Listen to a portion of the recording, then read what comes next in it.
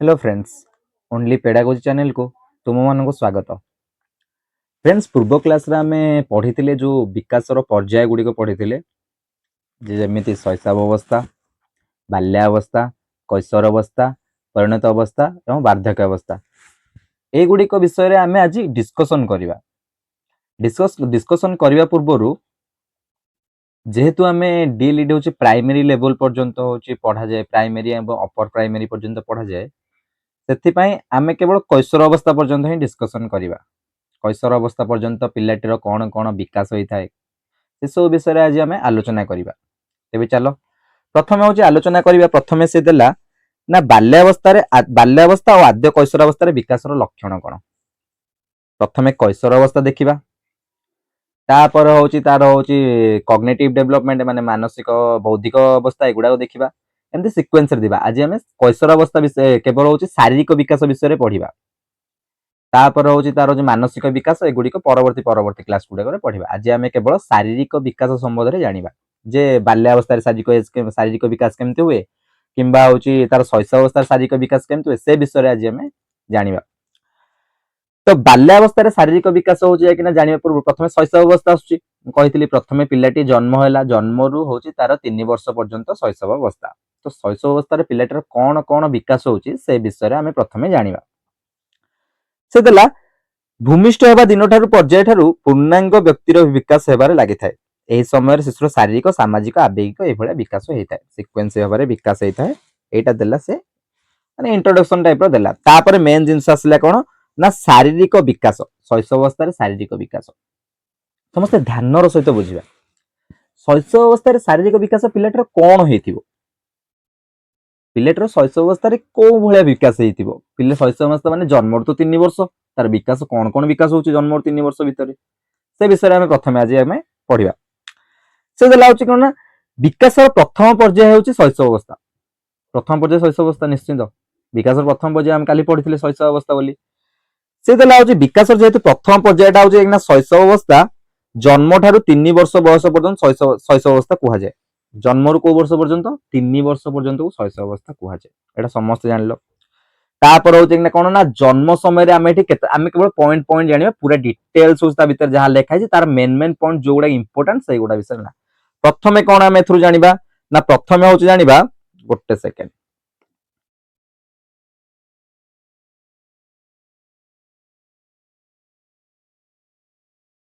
प्रथम आम देखा कौन ना शैशव अवस्था शारीरिक विकास कौन कौन हो। शैशव अवस्था पिलाटी कौन कौन कर शारीरिक विकास कौन कौन हो आम प्रथम जाना।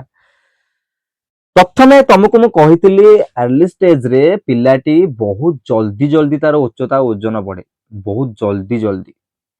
तो प्रथम आम कौन जानले ना प्रथम हूँ पिलाटी जन्म समय कौन ना तार उच्चता आउ ओजन दीटा जाक कौन बहुत रापिडली बढ़ी थाए।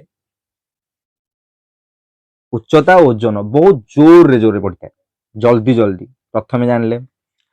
द्वितीय कौन आसला ना द्वितीय हूँ पिलाटी जो जन्म समय जो बढ़ी थाए तार उच्चता ओजन सब जो बढ़ी थाए सेटा हूँ शैशव अवस्था बढ़ी थाए, किंतु बाल्यावस्था बेलू एटा कौन होता है ना धीरे धीरे धीमे आसी थाए। किंतु देख मु कही विकास केबे अटकुनी, विकास केबे अटकिकी रोचे कि रहुनी, पूरा जीवनव्यापी प्रक्रिया। तो सेटा केबे अटकेनी, सेटा कौन ना धीमे जाई थाए। जेतिकी स्पीड रे से बढ़ुला सेतिकी स्पीड टी कमी जाई थाए। एटा होची बाल्यावस्था रे। किंतु शैशव अवस्था रे कौन कौन होता है आमे सेटा प्रथमे जानि जाइबा। यह पर तार कौन ना शरीर ओजन और उच्चता धीरे धीरे धीरे धीरे धीरे धीरे वृद्धि पाई थाए, तापर होची कमी थाए, किंतु 3 वर्ष पर्यंत वृद्धि ही चली थाए। बुझिलो एतिकी। एटी सब इंपोर्टेंट पॉइंट जोड़ा कि ओटीटी सीटीटी सबुठ आसे विकास केमिति होता है शैशव अवस्था सब मन था। विकास हेड टू टो, तालुरु तलिपा, मुंडरू गोड़ सब बुझिपार ना विकास समय केमती होता है ना head to toe, head to toe माने कौन तालुरु तलिपा आड़कू माने कौन मुंडरू गोड़, गोड़ आंगुठी पर्यंत सूक्ष्म जिनस पर्यंत माने ऊपर आड़ विकास आसी था, डेभलप होता है। कारण जान ପିଲାଟି ଯେତେବେଳେ ଜନ୍ମ ହୋଇଥାଏ ତାର ମୁଣ୍ଡ ହଉଛି 95% ଡେଭଲପ ହେଇଯାଇଥାଏ। ମୁଣ୍ଡ ହାତ ଗୋଡ ସବୁ ଛୋଟ ଛୋଟ ହେଇଥାଏ ନା, ସେ ଧୀରେ ଧୀରେ ଧୀରେ ବୃଦ୍ଧି ପାଇଥାଏ, କିନ୍ତୁ ମୁଣ୍ଡ ତ 95% ବୃଦ୍ଧି ହେଇଥାଏ ନା ଜନ୍ମ ସମୟରେ। ସେଥିପାଇଁ ମୁଣ୍ଡ ହେଡ ଟୁ ଟୋ ପର୍ଯ୍ୟନ୍ତ, ତାଳୁରୁ ତଳିପା ପର୍ଯ୍ୟନ୍ତ ଶୈଶବ ଅବସ୍ଥାରେ ବୃଦ୍ଧି ହୋଇଥାଏ। ଆଉ ଗୋଟେ ପଏଣ୍ଟ ମନେ ରଖ, ପ୍ରଥମ ପଏଣ୍ଟ ଏଇଟା, ଦ୍ୱିତୀୟ କଣ କହିଲା ନା ସେଣ୍ଟର ଟୁ ପେରିଫେରି, ଅର୍ଥାତ୍ କଣ ସେଣ୍ଟର ଟୁ ପେରିଫେରି ମାନେ ଯୋଉ ଶରୀରର କେନ୍ଦ୍ରରୁ ତାର ପାର୍ଶ୍ୱ ଆଡିକି କଣ ବିକାଶ ଗତି କରିଥାଏ। କେମିତି ନା ତା ବଡିଟା ଯେତେବେଳେ ଥାଏ, ତା ବଡିଟାରୁ ହେଇକିନା ସାଇଡ୍ କି ହିଁ ବିକାଶ ହେଇଥାଏ ନା। କେମିତି ହାତ ଗୋଡ ଗୁଡାକ ସାଇଡ୍ କି ହଉଛି ନା ଲମ୍ବିକି ଯାଉଛି ନା ନାଇଁ ହାତଟା, ତ ବଡିଟା ଏମିତି ସାଇଡ୍ ଆଡିକି ବିକାଶ ହେଇଥାଏ। ଗୋଟେ ହଉଛି head to toe, centre to periphery. କଣ ଏଇଟା କେମିତି ଜାଣିବା ଆମେ? ସମସ୍ତଙ୍କର ସିମ୍ବଲ ଟାଇପ ର ମନେ ରଖ, ପ୍ଲସ ସାଇନ୍। କଣ ପ୍ଲସ ନା ଦେଖ, ଗୋଟେ ହଉଛି ହେଡ ଟୁ ଟୋ ମାନେ ଏମିତି, ଆଉ ଗୋଟେ ହଉଛି ସେଣ୍ଟର ଟୁ ପେରିଫେରି।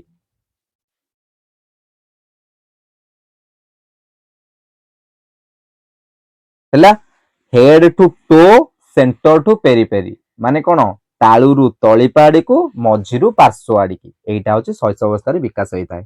ଶୈଶବ ଅବସ୍ଥା ସମସ୍ତେ କ୍ଲିୟର? ଶୈଶବ ଅବସ୍ଥା ଆଉ କଣ କରିଥାଏ ପିଲାଟି?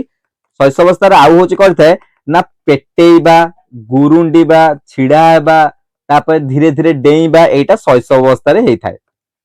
ସମସ୍ତେ ବୁଝିପାରିଲ ଶୈଶବ ଅବସ୍ଥାରେ କଣ କଣ ହେଇଥାଏ? ଶୈଶବ ଅବସ୍ଥାରେ ସେ କଣ ନା ଏଇ ପର୍ଯ୍ୟାୟରେ ମାନେ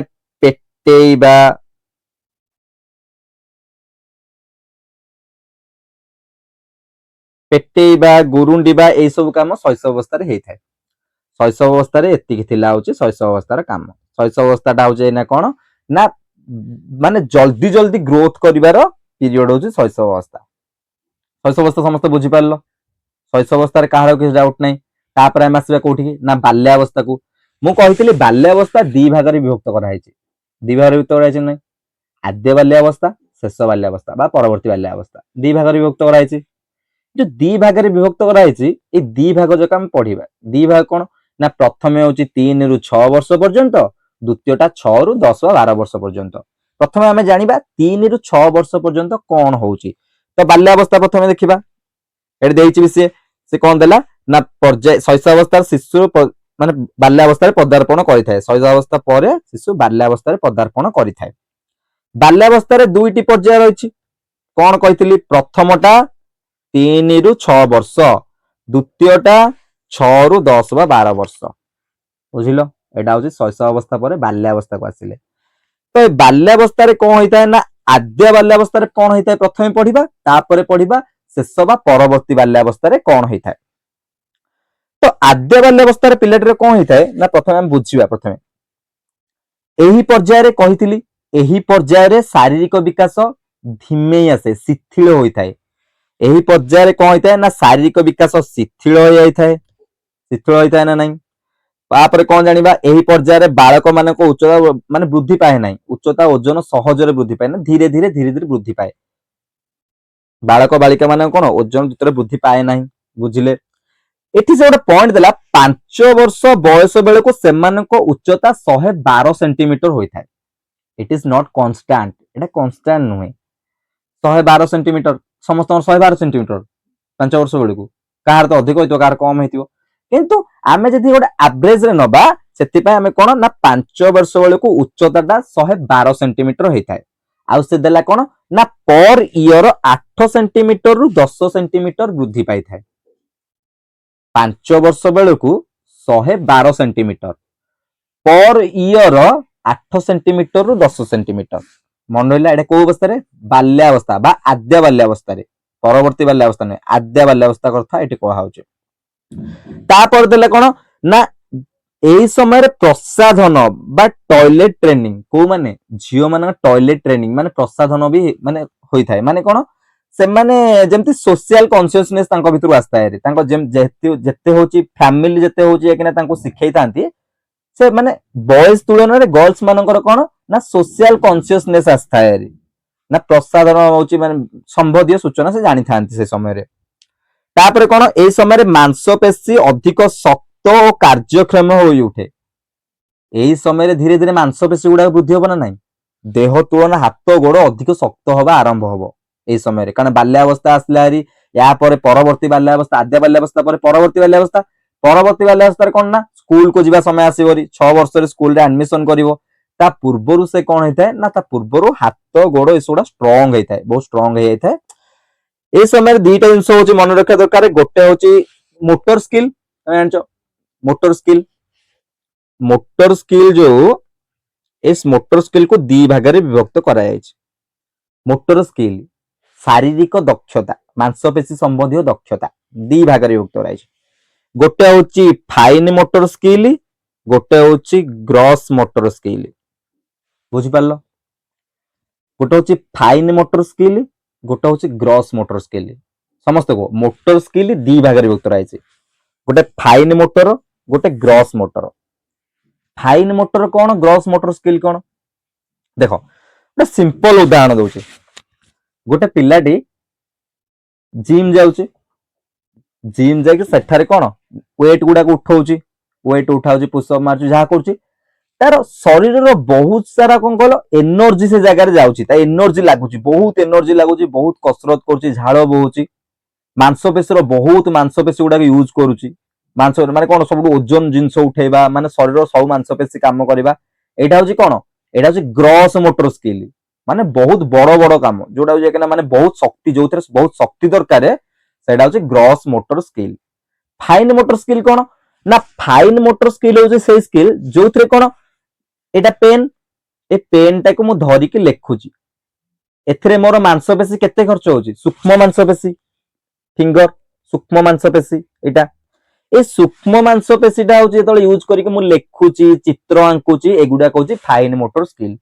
ग्रॉस मोटर स्किल कौन जान लो जो अधिक बल खर्च हम फाइन मोटर स्किल कौन ना जो कम बल खर्च हम माने सूक्ष्म बेसी मांसपेशी लगुच जस्ट 3टा आंगुठे में पेन टा धरिली एवं लेखिली एटा हूँ फाइन मोटर स्किल।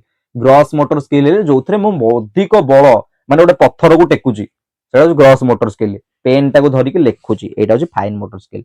कहार मोटर स्किल असुविधा नहीं मोटर स्किल दी प्रकार fine motor gross motor fine motor हूँ सूक्ष्म काम ग्रॉस मोटर हूँ हेवी काम एतिक हूँ फाइन मोटर और ग्रॉस मोटर स्किल भीतर डिफरेंस सी कौन कहला पिलाटीर ए समय फाइन मोटर स्किल अधिक होता है मांसपेशी वृद्धि से माने कौन ना कलम पेंसिल धरी चित्र आंकिबा फाइन मोटर स्किल डेवलपमेंट होता है तार धीरे धीरे होता है कारण ग्रॉस मोटर स्किल भी जाकिना कौन पूर्वर ग्रॉस मोटर स्किल आरंभ हो सारी है कि बाल्यावस्था फाइन मोटर स्किल धीरे धीरे होता है ना पेन टाक धरिकी लेखिबा किछि भी एमती लेखिबा गारे चित्र आंकिबा लेखा लेखा आरंभ करबा अ आ हसे देखे जहाँ भी लेखे ए सबू आमर फाइन मोटर स्किल चित्र आंकुची फाइन मोटर स्किल तो आ माने कौन बुझिल ना फाइन मोटर स्किल रो डेवलपमेंट होता है आद्या बाल्यावस्था एटी केतेटा पॉइंट मन रख खाली पॉइंट मन रख कि मन खाली मन रख जे कौन कौन पॉइंट कारण ए कीवर्ड गुड़ाक सीटीट रे डायरेक्ट कीवर्ड आसीबो तो कीवर्ड आसले समय हो कौन कीवर्ड गुड़ा जानी दरकार नहीं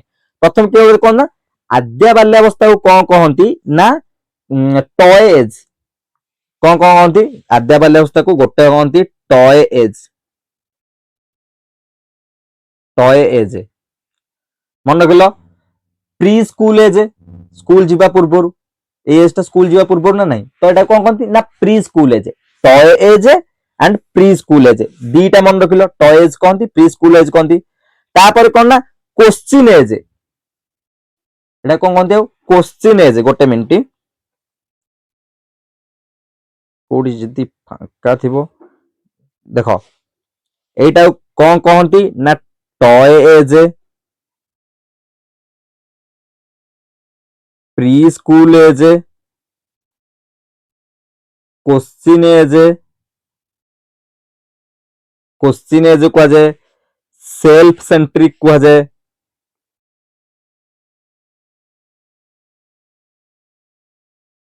सिंबॉलिक कह जाए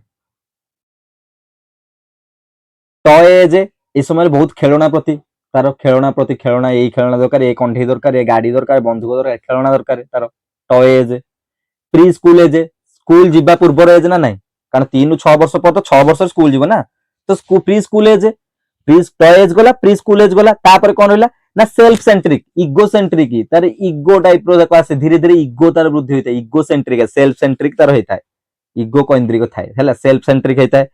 ତାପରେ କଣ ହେଇଥାଏ ନା ଏଇ ଏଜ ରେ କଣ ହେଇଥାଏ ସିମ୍ବଲିକ ଏଜ, ବହୁତ ସାରା ସିମ୍ବଲ ଗୁଡାକ ଯେମିତି ସିମ୍ବଲ ଶିଖିଥାଏ, ଏଇଟା ହଉଛି ଏ ସିମ୍ବଲ, ସେଉର ସିମ୍ବଲ ଏମିତି, ୟା ସିମ୍ବଲ ଏମିତି, ସିମ୍ବଲ ବେଶୀ ଶିଖିଥାଏ ଏଇଟା। ଆଉ କୋଶ୍ଚିନ୍ ଏଜ, ବହୁତ ସାରା କୋଶ୍ଚିନ୍ ପଚାରେ, ବହୁତ ସାରା ପିଲା ଏଇ ଅବସ୍ଥା ଆସିଲେ ବହୁତ, ଏଇଟା କଣ ପାଇଁ ଏମିତି ହେଲା, ଏଇଟା କାହିଁକି ଏମିତି ହେଲା, ମାନେ ବହୁତ ସାରା ତାଙ୍କର ବହୁତ ସାରା ଇଚ୍ଛା ଥାଏ ଯେ ଏଇଟା କଣ ପାଇଁ ଏମିତି ହଉଛି, ଏ ବଲ୍ ଟା କଣ ପାଇଁ ଗୋଲ ହେଇଛି, ଏଇ ସବୁ ବହୁତ ସାରା, ମାନେ ଗୋଟେ ମାନେ ମିନି ସାଇଣ୍ଟିଷ୍ଟ ପୁରା ଏଇ ସମୟରେ, ମାନେ କଣ ମାନେ ସବୁ ତକ ଜାଣିବାର, ତାଙ୍କୁ ଜାଣିବାର ବହୁତ ଇଚ୍ଛା ତାଙ୍କର ଥାଏ, ଏଇ ସମୟରୁ ଆରମ୍ଭ ହେଇଥାଏ। ଆଉ ଏଇ ସମୟରେ କଣ କହିଥାଏ, କହିଥିଲି ଗ୍ରୋଥ ଧୀରେ ଧୀରେ ଧୀରେ ଧିମେଇ ଥାଏ, ଧିମେଇ ଧିମେଇ ଗତି କରିଥାଏ, ସ୍ପିଡ ରେ ଯାଏନି ଏ ସମୟରେ ଗ୍ରୋଥ, ଏଇଟା ବୁଝିଲ।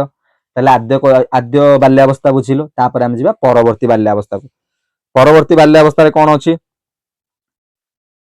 ସେ କହିଲା ପରବର୍ତ୍ତୀ ବାଲ୍ୟାବସ୍ଥାରେ ଦ୍ୱିତୀୟ ପର୍ଯ୍ୟାୟ ମାନେ ଶାରୀରିକ ବିକାଶ ବିଶ୍ରାନ୍ତ ଭାବରେ ଗତି କରିଥାଏ, ଏଇଟା ଜାଣିଛୁ ଆଦ୍ୟ ବାଲ୍ୟାବସ୍ଥାରୁ ଚାଲିଛି ବିଶ୍ରାନ୍ତ ଭାବରେ ଗତି କରୁଛି, ବିଶ୍ରାନ୍ତ ଭାବରେ ଗତି କରିଥାଏ। ଏହି ପର୍ଯ୍ୟାୟରେ କଣ ନା ହଉଛି ଲମ୍ବା, ପିଲାମାନେ କଣ ଶରୀରକ ଗଣ୍ଡି ତୁଳନାରେ ହାତ ଗୋଡ ଅଧିକ ଲମ୍ବା ହେଇଥାଏ, ମୁଁ କହିଥିଲି ସେଣ୍ଟର ଟୁ ପେରିଫେରି ଯାଉଛି, ଏଇ ସମୟରେ କଣ ବଡି ତୁଳନାରେ ହାତ ଗୋଡ ଗୁଡାକ ଅଧିକ ଲମ୍ବା ହେଇଥାଏ, ହାତ ଗୁଡାକ ମାନେ ଲମ୍ବା ହେଇଥାଏ, ଗୋଡ ଲମ୍ବା ହେଇଥାଏ, ସେଥିପାଇଁ ପିଲାମାନେ କେମିତି ଦେଖାଯିବେ, ପତଳା ଆଉ ଡେଙ୍ଗା ଦେଖାଯିବେ, ମାନେ ହାତ ଗୋଡ ଲମ୍ବା ହେଲା ବଡି ତୁଳନାରେ, ତ କଣ ମାନେ ଏଇ ସମୟରେ ପତଳା ଆଉ ଡେଙ୍ଗା ଦେଖାଯାଆନ୍ତି ପିଲାମାନେ, ପରବର୍ତ୍ତୀ ବାଲ୍ୟାବସ୍ଥାରେ ପତଳା ଆଉ ଡେଙ୍ଗା ଦେଖାଯାଆନ୍ତି।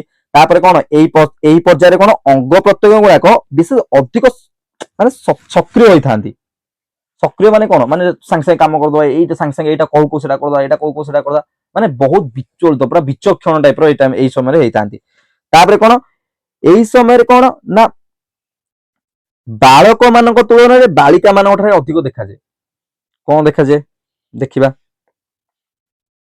ସେ ଥିଲା ନା ଏଇ ବୟସରେ ସମବୟସୀ ପିଲାମାନଙ୍କ ଭାବରେ ଓଜନିଆ ଦେଖାଯାଆନ୍ତି, ଏଇ ବୟସରେ ପିଲାମାନଙ୍କ ସୂକ୍ଷ୍ମ ସ୍ଥୂଳ, ମୁଁ କହିଥିଲି ସୂକ୍ଷ୍ମ ସ୍ଥୂଳ ମାଂସ ପେଶୀର ଅଧିକ ଅଭିବୃଦ୍ଧି ଘଟିଥାଏ, ତାପରେ ଶରୀର ବିଷୟରେ ସେମାନେ ସ୍ଥୂଳ ଧାରଣା ପାଇଥାନ୍ତି, ମାନେ ଶରୀର ସମ୍ବନ୍ଧୀ ମାନେ ତାଙ୍କର ଏଇ ସମୟରେ ଦେଖ, ଏଇ ସମୟରେ ମନେ ରଖିଥାଅ ପିଲାମାନେ ନିଜ ଶରୀର ପ୍ରତି ଅଧିକ ଯତ୍ନବାନ ହୁଅନ୍ତି, ଶରୀର ପ୍ରତି ଅନ୍ୟ ତୁଳନାରେ, ସେ ଏମିତି ଦେଖାଯାଉଛି ମୁଁ ଏମିତି ଦେଖାଯିବି, ମାନେ ଶରୀର ପାଇଁ ପୁରା ବହୁତ କନସିୟସନେସ, ନିଜ ଶରୀରକୁ ନେଇ କନସିୟସନେସ ତାଙ୍କ ଭିତରେ ଆସିଯାଇଥାଏ ଏ ସମୟରେ। ତାପରେ କହନ୍ତି ନା ଏଇସବୁ ଜିନିଷ ଯୋଉ ଆସିଥାଏ ବାଳକ ତୁଳନାରେ ବାଳିକା ମାନେ, ବଏଜ ତୁଳନାରେ ଗର୍ଲସ ମାନେ ହଉଛନ୍ତି ଏଇସବୁ ଜିନିଷରେ ମାନେ ଆଗୁଆଇ ଯାଆନ୍ତି, ଏଇସବୁ ଜିନିଷ ତାଙ୍କ ପାଖରେ ଶୀଘ୍ର ଶୀଘ୍ର ଆସିଥାଏ, କିନ୍ତୁ ବାଳକ ମାନେ ସେତେ ସଚେତନ ହେଇନଥାନ୍ତି ଏସବୁ ବିଷୟରେ।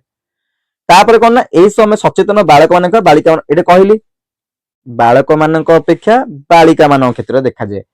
ତାପରେ କଣ ନା ଏଇ ସବୁ ଜିନିଷ ହେଲା ପରେ ସେମାନେ କଣ କହନ୍ତି ନା ଯୋଉ ପରବର୍ତ୍ତୀ ଆମେ ଯେତେବେଳେ କୈଶୋର ଅବସ୍ଥାକୁ ଆସିବା, ଏଇ କୈଶୋର ଅବସ୍ଥାରେ କଣ ହୁଏ ନା ଏଇ କୈଶୋର ଅବସ୍ଥା ବେଳକୁ ସେ ସେଲ୍ଫ କନସିୟସ ହେଇଯାଆନ୍ତି, ନିଜେ ବହୁତ ସଚେତନ ହେଇଯାଆନ୍ତି, ଯେ କାରଣ ଏସବୁ ଜିନିଷ ତାଙ୍କର ଷ୍ଟାର୍ଟ ହୋଇଥାଏ, କଣ ମାନେ ଷ୍ଟାର୍ଟ ମାନେ ଧୀରେ ଧୀରେ ଧୀରେ ଧୀରେ ଏସବୁ ଜିନିଷ ଆସି କୈଶୋର ଅବସ୍ଥା ବେଳକୁ ସେ ପୁରା କନସିୟସ ହେଇଯାଆନ୍ତି।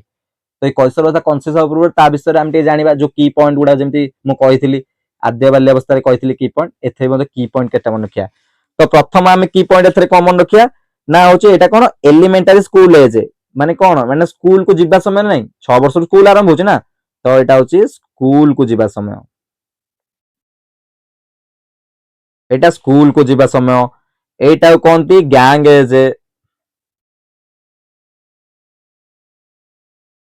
ଗ୍ୟାଙ୍ଗ ଏଜ୍ କୁହାଯାଏ। ଗ୍ୟାଙ୍ଗ ଏଜ୍ ମାନେ କଣ ଏଇ ସମୟରେ ପୁରା ମାନେ ଦଳ ଗଠନ କରିକି ଗୋଟେ ଗ୍ୟାଙ୍ଗ କରିକି, କାରଣ ସ୍କୁଲ କୁ ଗଲୁ ନା, ସ୍କୁଲ କୁ ଗଲା ପରେ କଣ ଆମର ଗୋଟେ ଦଳ, ଆମେ ହଉଛି ଗୋଟେ ଗ୍ରୁପ, ଏଇ ଭାବନା ତାଙ୍କର ଆସିଥାଏ କୋଉଠି ନା ପରବର୍ତ୍ତୀ ବାଲ୍ୟାବସ୍ଥାରେ, ଯେ ଆମେ ଗ୍ୟାଙ୍ଗ ଏଜ୍, ସେଇ ସମୟରେ ସେ ଗ୍ୟାଙ୍ଗ ଗଠନ କରନ୍ତି, ଗ୍ୟାଙ୍ଗ ଗଠନ କରନ୍ତି ମାନେ ଏମିତି ଯୋଉ ମାନେ ମରାମରି ମାନେ ପୁରା ଗ୍ୟାଙ୍ଗ ନୁହେଁ, ପୁରା ବାଡିଆ ପିଟା ହୁଏ, ପୁରା ଗ୍ୟାଙ୍ଗ ମାନେ ମିଶି ମାସିକିନା ପୁରା ହଉଛି କିନା ଇଏ ମୋ ସାଙ୍ଗ ସିଏ ମୋ ସାଙ୍ଗ ସିଏ ମୋ ସାଙ୍ଗ, ଗ୍ୟାଙ୍ଗ ଗଠନ କରନ୍ତି।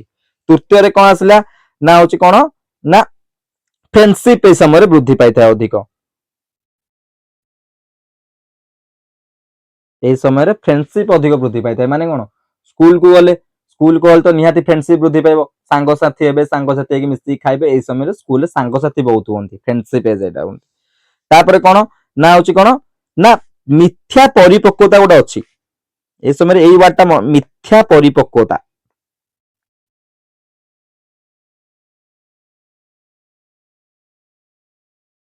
ମିଥ୍ୟା ପରିପକ୍ୱତା ଅର୍ଥ କଣ पिला माने एज रे तांको लागे आमे पूरा मैच्योर हो गलु।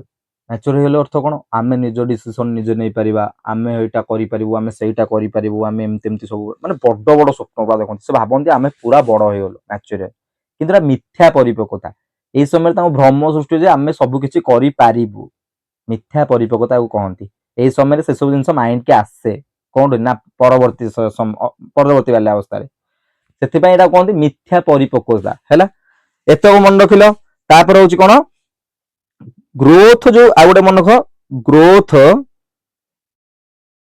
ए समय कौन थाए ना कमी थाए को ना प्री चाइल्ड जो प्री होची आद्या बाल्यावस्था रो आउरी धीरे धीरे ही थाए माने ग्रोथ जो माने शैशवावस्था रे बहुत शीघ्र शीघ्र बाल्यावस्था टिके आद्या बाल्यावस्था टिके कम आ परवर्ती बाल्यावस्था आउ टिके कम हे थाए माने जो ग्रोथ रा होची टिके रही रही बढ़ी थाए ये सरला हमर परवर्ती बाल्यावस्था समस्त बुझी पारलो एबे पढिया हमें प्राक कैशोर अवस्था दी भारत प्राक कैशोर अवस्था एबे हम प्राक कैशोर अवस्था पढिया ए प्राक कैशोर अवस्था पर्यंत ही जाय कि डीएलईडी पाठ कारण आमे केवल प्राइमरी और अपर प्राइमरी पिला पढे सेते प्राक कैशोर अवस्थाटा होची लास्ट शारीरिक विकास रो लास्ट होची प्राक कैशोर अवस्था तो प्राक कैशोर अवस्था हम देखिबा प्राक कैशोर अवस्था रे कोन कोन हेइ थाए प्राक कैशोर अवस्था रे साधारणतः सिंपल रे कहि प्राक कैशोर अवस्था रे कोन हेइ थाए ना प्राक कैशोर अवस्था रे पिला माने निजे परिपक्वता वृद्धि पाई थाए माने तांको मैच्योरिटी लेवल होची धीरे धीरे बढ़ी थाए ए समय आउ कोन हेइ थाए ए समय रे से माने सेल्फ कॉन्शियस हे थांती सेल्फ कॉन्शियस ता तांको भीतर बढ़ी थाए एटा होची गोटे क्रिटिकल एज तांकर एई पीरियड रे पिला को जेमिति गढिबो पिला धीरे धीरे सेमिति गढी हिजो एई समय रे पिला को होची कोन ना बहुत सारा पॉजिटिव थिंग दवा था बहुत सारा कारण एई समय रे तांको माइंड ता बहुत विचलित होताए कारण जितले कि तांकर कैशोर अवस्था आरंभ जो प्राक कैशोर अवस्था सेटा कोन प्रस्तुति समय कैशोर अवस्था ए समय रे बहुत सारा थाए तो आमे किछटा पॉइंट या विषय मन रखिबा कैशोर अवस्था संपर्क रे किछि पॉइंट हम मन रखिबा जोगुडा होचे हमर कोन ना से एग्जाम पई बहुत इंपोर्टेंट प्रथमे आमे कोन मन रखिबा ना होचे एटा चाइल्डहुड आउ एडल्टहुड चाइल्डहुड रो एडल्टहुड अर्थात कोन ना जो बाल्यावस्था रो हमर जो परिणत अवस्था को जिबा कैशोर अवस्था पर परिणत अवस्था को जिबा ए चाइल्डहुड रो एडल्टहुड जो ए चाइल्डहुड रो एडल्टहुड पर्यंत गोटे ब्रिज रो समय एटा कहंती एटा गोटे ब्रिज भली काम करथाय कैशोर अवस्था कोन ना एटा गोटे ब्रिज भली काम करिथाय एटा गोटे ब्रिज भली काम करिथाय चाइल्डहुड रो एडल्टहुड पर्यंत ए मझी पीरियड ता ताले कोन एटा ना एडोलेसेंस कैशोर अवस्था